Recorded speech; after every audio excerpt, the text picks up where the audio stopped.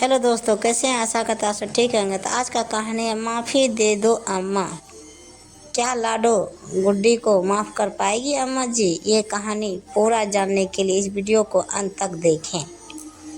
एक बार मुझे माफ़ कर दो अम्मा, अपने दर्शन की अनुमति दे दो, फिर कभी कुछ नहीं मांगूंगी, कसम से अम्मा, सिर्फ एक बार। ये था अम्मा के लाडो गुड्डो का आखिरी मैसेज, जो अम्मा ने शायद देखा ही नहीं था। देखती भी कैसे भला? अम्मा को उनके मैसेज और फ़ोन से कोई मानसिक तनाव ना हो, इसलिए मैंने ही तो उनका नंबर अम्मा के मोबाइल से उड़ा दिया था। फिर पता नहीं कब अम्मा ने निजाम भैया से गुड्डो दी का मोबाइल नंबर ले लिया था, पर उनको सेव करने नहीं आता था, इसलिए मुझे कहा था उनका नंबर सेव कर देने के लिए, पर मैंने उनका चैट आर्चिव कर दिया, इसलिए अम्मा देख नहीं पाई होगी और मुझे भी ध्यान नहीं रहा। कहा कि मैसेज देखूं अम्मा, जब से अस्पताल में एडमिट हुई थी किसी को भी कोई होश कहाँ थी। बाबूजी ने ही कहा था अभी अम्मा को फ़ोन वोन से दूर रखो, तभी तो अम्मा का फ़ोन हमने अस्पताल में ले नहीं जाने दिया।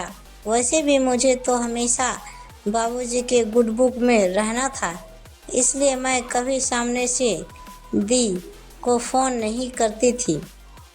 अम्मा की 13वीं पर कुछ रिश्तेदारों के फ़ोन नंबर लेने के लिए जब अम्मा के फ़ोन की ज़रूरत पड़ी, तब मैंने उनके मोबाइल को खोला तो कुछ पुराना मैसेज को चेक करते हुए गुड्डो दी के इस आखिरी मैसेज पर नज़र पड़ी, तो मेरा विचलित मन पिछले दिनों घटने वाली एक अनहोनी पर विचार करने को विवश हो गया।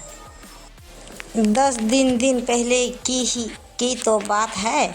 अम्मा लगभग मृत्यु शैया पर थी।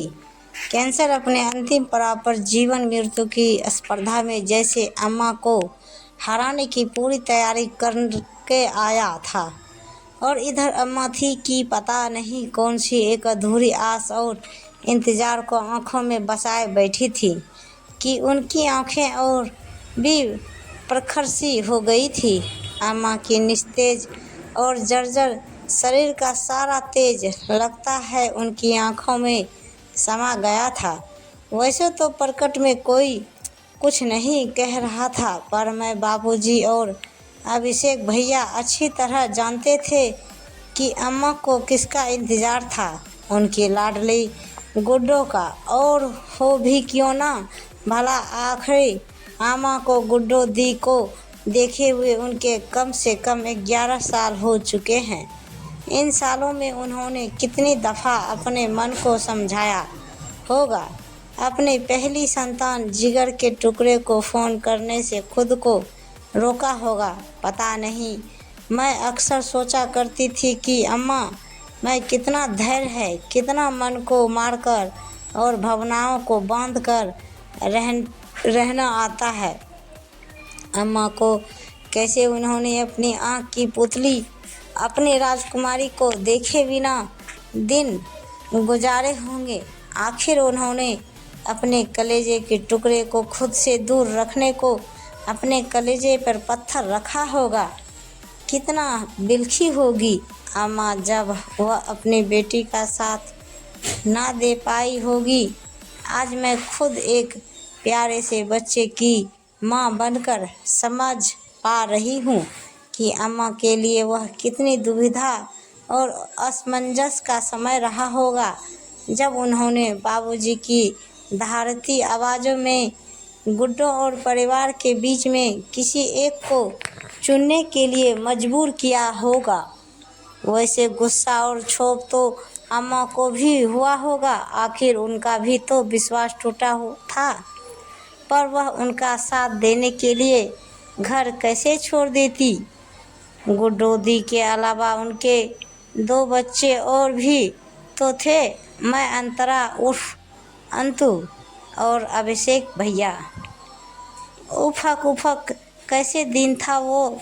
गुड्डो दी दलान पर अपने नौसे के साथ सिर झुकाए खड़ी थी और बाबूजी जोर जोर से चिल्लाकर कह रहे, जब इस लड़के के साथ तुम्हें हम सबका विश्वास तोड़कर घर की इज्जत मिट्टी में मिलाकर घर से भागने में शर्म नहीं आई तो अब माफ़ी किस बात की मांग रही हो?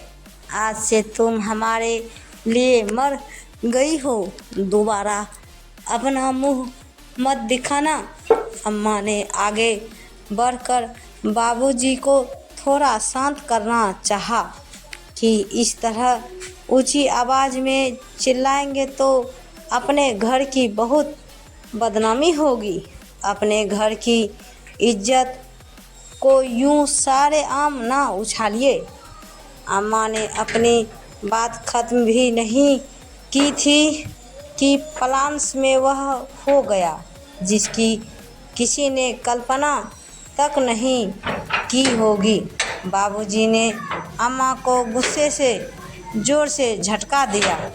जब वह उनकी बाहों पकड़कर उन्हें अंदर ले जाना चाह रही थी, बाबूजी के झटके से सुकोमल अम्मा छिटक छिटक कर दूर जा गिरी थी। चोट खरोच से ज़्यादा दर्द अम्मा के मन में हुआ था। उनका मन आहत हुआ था क्योंकि आज तक बाबूजी ने अम्मा से ऊंची आवाज़ में बात तक नहीं की थी। अब तक दलान के बाहर पर लोग भी जमा होने लगे थे। घर की बात अब घर में छुपने वाली नहीं थी क्योंकि असलम के साथ घर से भागने के बाद दीदी पूरे 8 दिन बाद लौटकर आई थी तो निखत बानो बनकर। कानपुर के ब्राह्मण कुल की कन्या का गैर हिंदू में विवाह करना, वो भी स्वेच्छा से घर से भागकर, एकदम से पचने पचाने वाली बात तो थी नहीं। ऊपर से दादाजी के बाद बाबूजी उनकी तरह अक्सर फुर्सत में सबको रामायण की चौपाई पढ़कर उनके अर्थ बताते हुए अपने ओजपूर्ण वाणी में जैसे सरस्वती पुत्र बन जाते थे। कई श्रद्धालु तो भाव विभोर होकर बाबूजी की चरण धूलि तक सिर पर लगा लेते थे। उस घर की बेटी ने जो भी जघन्य अपराध किया था वह अक्षम्य तो था ही, तत्कालिक समाज में घोर निंदा का विषय भी था। बाबूजी को जितना प्रेम अपने परिवार से था उतना ही अपनी ऊंची नाक से भी तो था। सो अपनी बेटी को माफ़ करने का तो सवाल ही नहीं उठता था। हम 3 भाई बहनों में गुड्डू दी अर्थात अम्मा बाबूजी की सबसे बड़ी संतान थी। उनके बाद अभिषेक भैया, फिर सबसे छोटी मैं। दीदी अगर अम्मा की लाडली थी तो मैं बाबूजी की आँखों का तारा थी। और हम 2 बहनों के बीच अभिषेक भैया घर में सबके प्रिय पात्र तो थे ही, इसके अलावा दादी के कुछ ज़्यादा ही लाडले थे। वंशधर जो थे, परंपराओं को निभाने वाले। हमारे परिवार में जब बेहद खूबसूरत दीदी ने जन्म लिया तो अम्मा फूली नहीं समाई। दीदी की सुंदरता ने अम्मा को पहली संतान लड़की होने के ताने से भी बचा लिया था। बचपन में गुड्डू दी प्यारी सी तो थी ही, जैसे जैसे बड़ी होती गई उनकी खूबसूरती और भी निखरती गई। गुड्डू दी की सुंदरता देखकर रिश्तेदार और जान पहचान वालों तो कभी मजाक मजाक में तो कभी लार में कह देते कि पुष्कर जी और समिधा जी की बड़ी बेटी कितनी खूबसूरत है, एकदम हीरोइन मॉडल जैसी। आकांक्षा को तो फिल्मों में जाना चाहिए। सुनकर जहाँ दीदी पुलकित हो जाती, बाबूजी एकदम मुखर से जाते और अम्मा कई बार हदस जाती। इतना रूप कहाँ समाएगा भला। जल्दी से गुड्डू की शादी कर दें। एक रात अम्मा ने बाबूजी को आशंकित होते हुए कहा, क्योंकि इन दिनों दीदी आईने के सामने ज़्यादा समय गुजारने लगी थी और पढ़ाई से उनका मन उचट सा गया था। अम्मा को लगता कहीं किसी के प्रेम में तो नहीं पड़ गई उनकी लाडली, इसलिए उन्होंने बाबूजी से उनके विवाह की बात छेड़ी। तो अम्मा के मन में चल रहे द्वंद्व से अनजान बाबूजी ने कहा, अभी आकांक्षा का बीए फाइनल हो चुका है। अगर वह आगे नहीं पढ़ना चाहती तो अमृत त्रिपाठी जी काफ़ी दिनों से अपने इंजीनियर लड़के सुभाष के लिए आकांक्षा का हाथ मांग रहे हैं। तुम कहती हो तो अगले रविवार को उन्हें घर पर बुला लेते हैं। आकांक्षा हुए सुभाष अगर एक दूसरे को पसंद कर लेते हैं तो इसी साल उसकी शादी भी कर देंगे। बाबूजी की बात सुनकर अम्मा अस्वस्थ होकर उस रात तो चैन से सो गई। कदाचित भविष्य से अनजान उस रात गुड्डी दी जब पानी लेने किचन में जा रही थी तो उन्होंने अम्मा बाबूजी की बात सुन ली थी। वापस कमरे में आकर देर तक भुनभुनाती रही थी कि मुझे तो अभी शादी ही नहीं करनी, और शायद थोड़ा सा रोई भी थी। फिर मुझे गले लगाकर सो गई थी।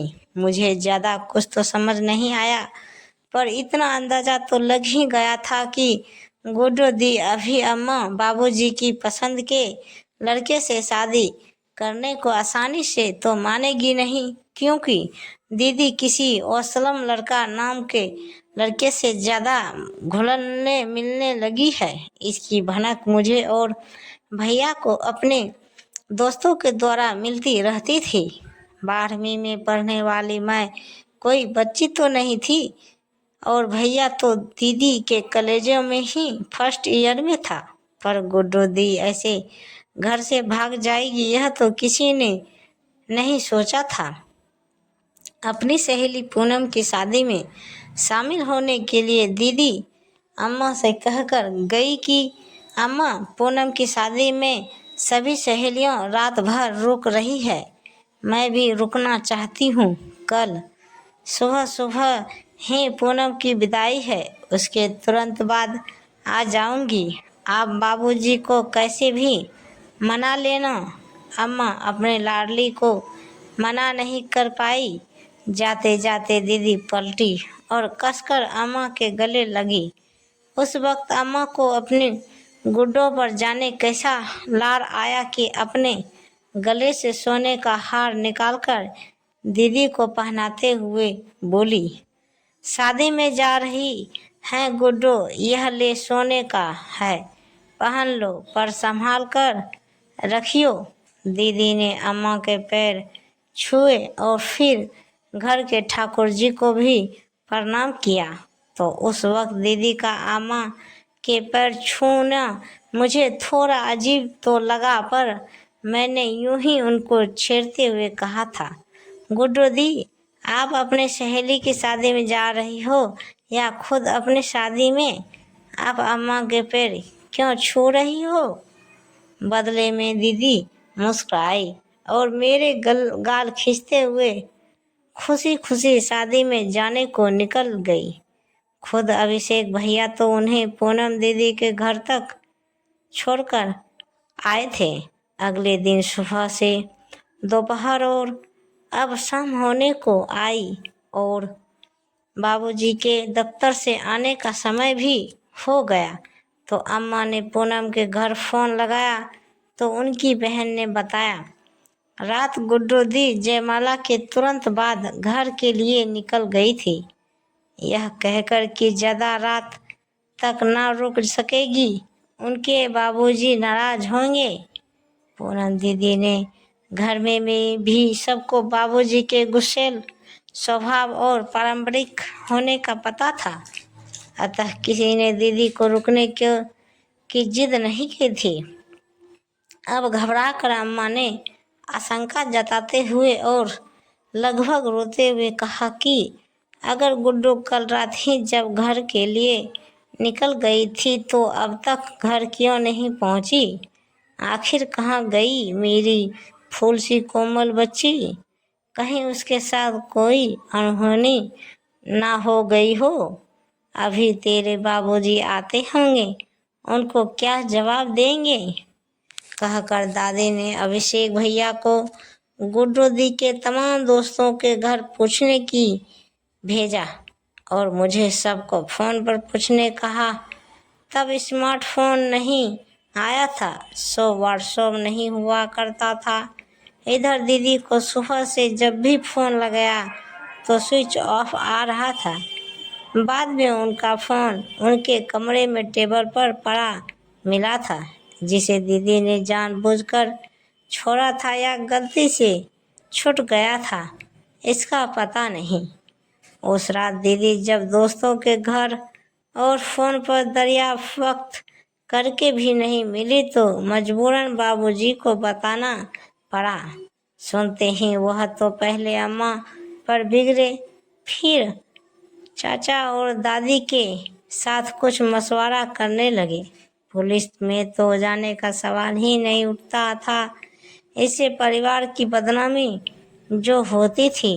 पूरे 7 दिन सब परेशान होकर उन्होंने ढूंढते रहे थे। क्या मजाल जो दीदी की किसी के दोस्त या सहेली ने उनके असलम के साथ भाग जाने के बाद बाबत कुछ भी बताया हो। अम्मा ने रो रो कर जब दादी की अदालत में गुहार लगाई तो छोटे चाचा और बाबूजी जाकर थाने में रपट लिखवा आए और वहाँ भी बात को ज़्यादा ना फैलाने की विनती कर आए।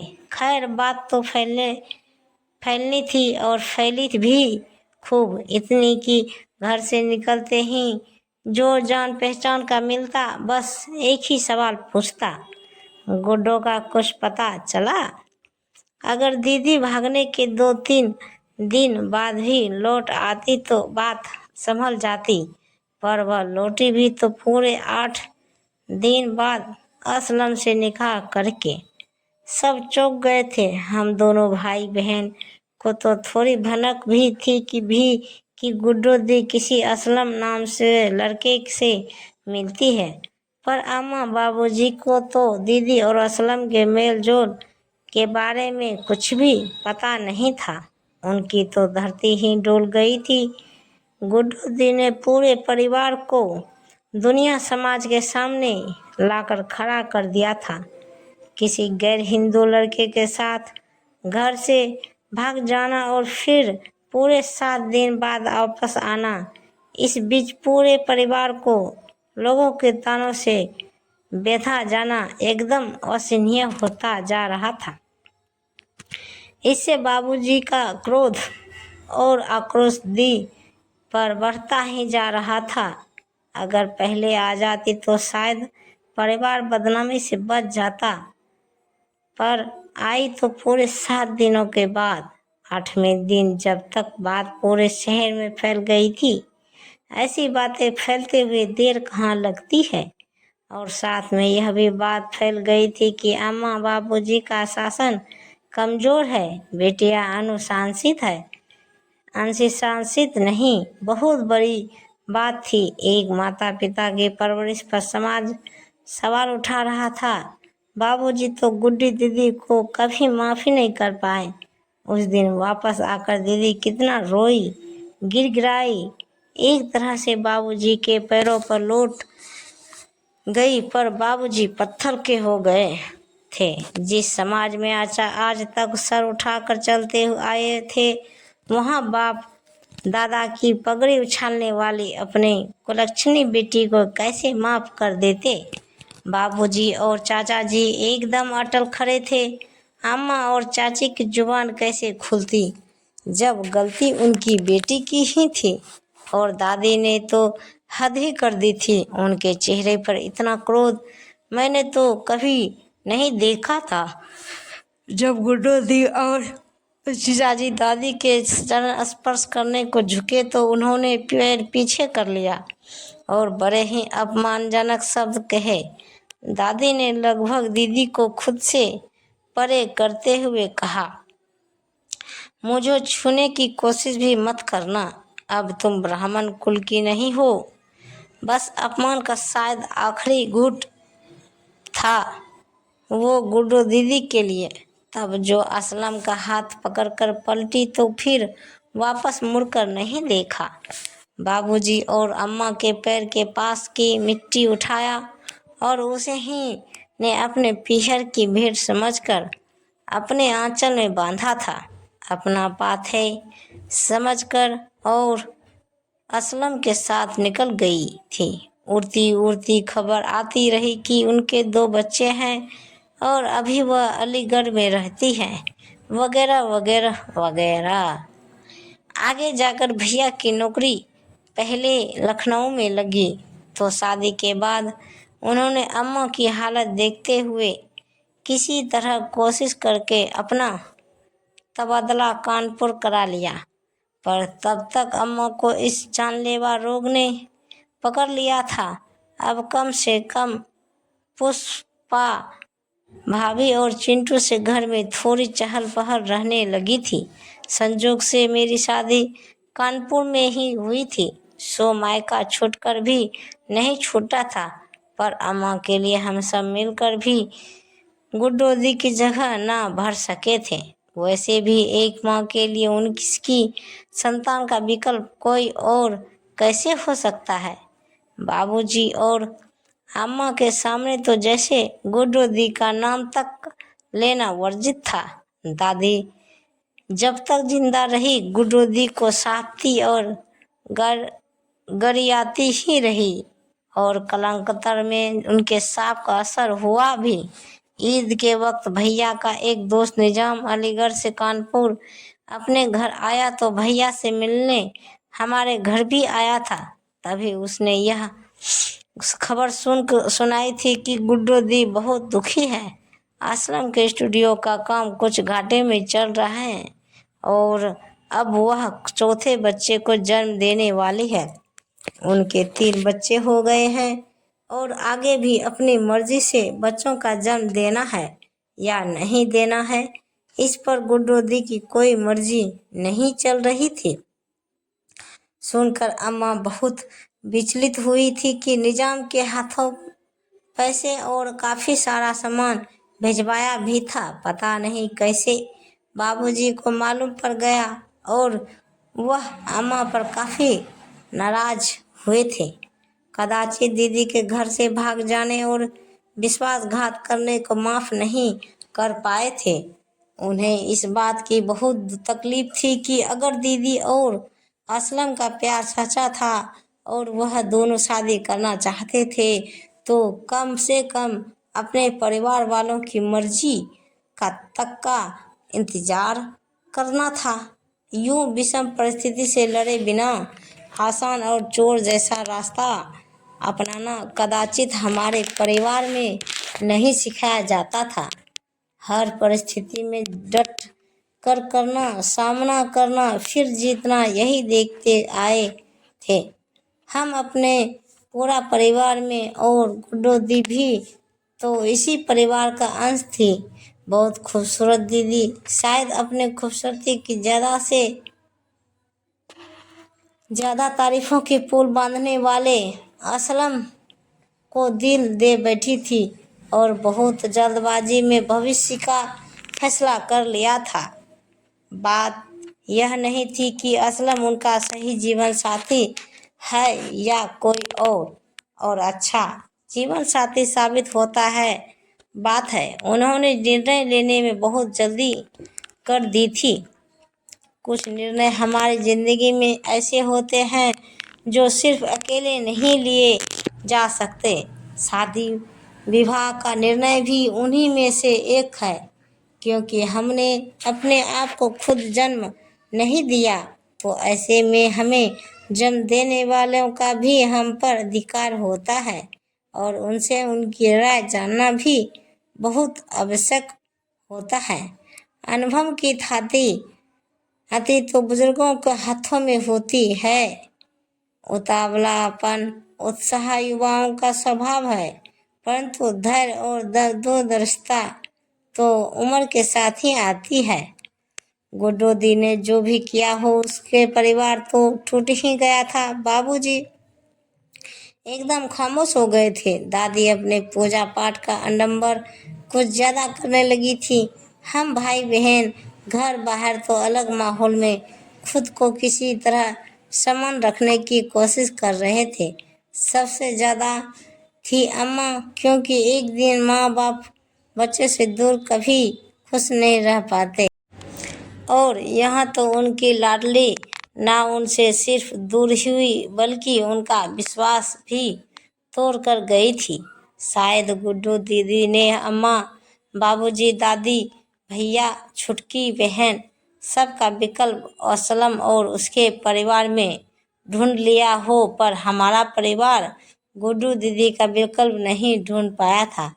गुड्डू दी के जाने के बाद अम्मा को कभी ढंग से तो रोटी खाते हमने नहीं देखा। ऐसे ही दिन गुजर रहे थे। अम्मा अब उम्र से काफ़ी बड़ी दिखने लगी थी। जब दादी भी नहीं रही तो अम्मा अपने मन की बात मन में रखते रखते और भी उदास रहने लगी थी। पता नहीं कब यह जानलेवा रोग उन्हें ग्रस्त कर गया। उनका कैंसर जब तक पता चला लास्ट स्टेज था। वैसे भी ब्लड कैंसर का मरीज बिरले ही बच पाता है। बाबूजी ने इलाज के लिए एक घर तक बिकवा दिया तो भैया ने अपने सारे पैसे भविष्य निधि के निकलवा लिए। अम्मा को बचाने के लिए जैसे सब कुछ दांव पर लगा बैठा था।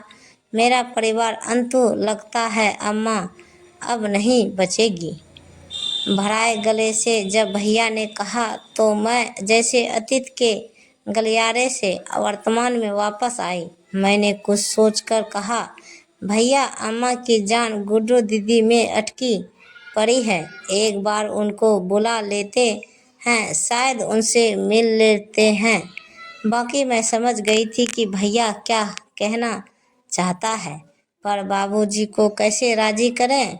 बाबूजी को मानना इतना आसान नहीं था, लेकिन मेरे आश्चर्य का ठिकाना नहीं रहा जब बाबूजी गुड्डी को दी को बुलाने के लिए और उन्हें अम्मा से मिलवाने के लिए आसानी से मान गए।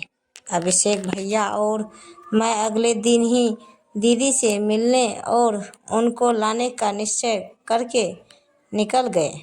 मैं नहीं जाती, पर मुझे पता था कि दीदी अपने गर्भ के अंतिम महीने में चल रही थी, तो मेरा जाना जरूरी लगा। अस्पताल में अम्मा के लिए रात में किसी को रुकना होता था, सो चिंटू को दादाजी के पास छोड़कर भाभी एक रात के लिए माँ के पास रुकने वाली थी। मैं अभिषेक भैया के साथ दीदी को लाने रवाना हो गए। दीदी के ससुराल पहुँचे तो घर के बाहर काफ़ी लोग जमा थे वहाँ पर, और शायद कुछ अनहोनी हुई थी क्योंकि मातम जैसी माहौल था। घर से रोने की आवाज़ आ रही थी। हमें बाहर ही रोक दिया गया। अपना परिचय दिया तो रोने की आवाज़ और तेज हो गई। किसी ने कहा, अभागे पूरी जिंदगी अपने मायके वालों को तरसती रही, इंतज़ार करती रही, वह आए भी तो मैयत के समय। मैं कुछ समझी नहीं, ऐसे समझकर भी अनजान बनने की कोशिश कर रही थी कि जो अंदेशा मुझे हो रहा था, हे भगवान वह सच ना हो। भैया तो कुछ समझ नहीं पा रहा था, लेकिन जब दीदी के सास ने आगे बढ़कर कहा, आप निखत के भाई हो ना, अच्छा हुआ आप आ गए। इस वक्त हम चाहते थे कि उसका दाह संस्कार हिंदू रीति से हो। अब जब आप आ गए हो तो अपनी बहन की अर्थी को कंधा आप ही देना। मेरे और भैया के लिए यह खबर एकदम अविश्वसनीय लग रहा था कि अम्मा की लाडो हमारी गुड्डो दीदी अब इस दुनिया में नहीं रही। जानकर आश्चर्य हुआ कि अपने चौथे बच्चे को जन्म देते हुए कमजोरी और ज़्यादा रक्तस्राव होने की वजह से गुड्डो दीदी इस दुनिया से चली गई थी। हमारे पहुंचने के 4 घंटे पहले मैंने बदहवास होकर बाबूजी को फ़ोन किया तो फ़ोन चाचा जी ने उठाया। हम कुछ कहते उसके पहले ही चाचा जी को रोने की आवाज़ आई। बोले, अंतु तुम और अभी यहाँ जल्दी आ जाओ, भाभी चली गई। ऐसा कैसे हो सकता है? सुनकर मुझ पर तो जैसे वज्रपात हुआ। अगर आसमान फट जाता, धरती खिसक जाती, तब मुझे इतना आश्चर्य नहीं होता जितना यह जानकर हुआ कि उधर अम्मा नहीं रही और इधर गुड्डू दीदी भी रुखसत हो गई। कैसी विडंबना भी थी ये, और कैसा अद्भुत संजोग। एक ही समय में माँ बेटी इस दुनिया को अलविदा कह चुके थे। गर्भनाल से जुड़ी माँ बेटी की तरह अम्मा और गुड्डू दीदी की आत्मा शायद फिर से जुड़ गई हो, जिन्होंने इस दुनिया ने तो जाति समाज और कौमों के बांधने में जकड़ कर मिलने नहीं दिया। शायद उस दुनिया में, उस लोक में जहाँ कोई बंधन नहीं होता है, वहाँ उनकी आत्मा मिल सके। जब हम वहाँ से वापस आए तब अम्मा का फोन निकाला और देखा था दीदी का वो आखिरी मैसेज था। अम्मा, मुझे माफ़ कर दो, मुझे एक बार आपसे मिलना है। एक बार अपने छाती से लगाकर माफ़ कर दो अम्मा। एक बार अपने दर्शन की अनुमति दे दो अम्मा। काश ये मैसेज मैंने पहले देख लिया होता। काश अम्मा को ये मैसेज पढ़ने दिया होता। मेरा पछतावा तो अब उम्र भर का है।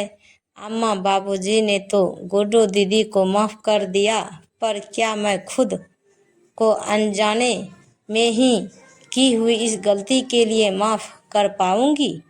कभी कभी जब भावावेश में आंखें बंद करती हूँ तो अपनी पनयाई धुंधली आंखों से अम्मा के सीने से लगी हुई गुड्डू दीदी की कल्पना करती हूँ और सोचती हूँ कहीं किसी दुनिया में माँ बेटी की आत्मा साथ होगी। शायद दोनों मुझे माफ़ कर सके। वह आखिरी मैसेज न पढ़ने देने के लिए दोनों लगभग एक साथ ही तो इस दुनिया को विदा करके गई है। शायद वहाँ गुड्डू दीदी अम्मा की गोद में चैन से सो रही हो। इस निर्मम दुनिया से परे एक माँ अपनी बेटी को कलेजे से लगाकर सुकून पा रही हो। शायद दोनों ने मुझे माफ़ कर दिया हो वह आखिरी मैसेज ना पढ़ने देने के लिए। तो दोस्तों, ये पारिवारिक कहानी ये आपको कैसी लगी नीचे कमेंट बॉक्स में हमें ज़रूर बताइएगा। कहानी को पूरा सुनने के लिए शुक्रिया। तो दोस्तों, प्रेम से बोलिए जय माता दी, हर हर महादेव। ऐसे ही वीडियो देखने के लिए हमारे चैनल को सब्सक्राइब करें और वीडियो को लाइक ज़रूर करें। धन्यवाद। तो ऐसी ही कहानियाँ, सब मनोरंजन कहानियाँ जैसे सास बहू कहानी सब सुनने के लिए हमारे चैनल से जुड़ें, ताकि आपको अच्छे अच्छे कहानियाँ मैं सुनाते रहूं। तो तब तक बाय बाय दोस्तों।